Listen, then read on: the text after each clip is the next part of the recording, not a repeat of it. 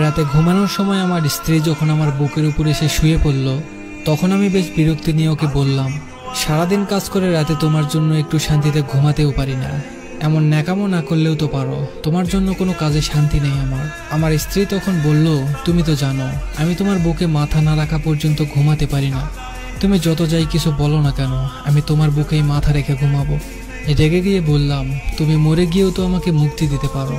রোজ রোজ এমন অশান্তি আমার আর সহ্য হয় না। এমন একটা বস্তা গায়ের উপর থাকলে কি কেউ ঘুমাতে পারে? মন খারাপ করে আমার স্ত্রী বলল, আমি তো শুধু রাতের বেলায় বুকে ঘুমাই, আর তো কখনো জ্বালাতন করি না। আমার মাথা ব্যথা করছে, একটু হাত বুলিয়ে দাও। এই কথাটা বলে আমার হাতটা নিয়ে ওর কপালের উপর রাখলো। হাজারবার বলার পরেও, এমনকি গায়ে হাত তুলেও ওর এই স্বভাবটা আমি কোনোদিন পরিবর্তন করতে পারিনি।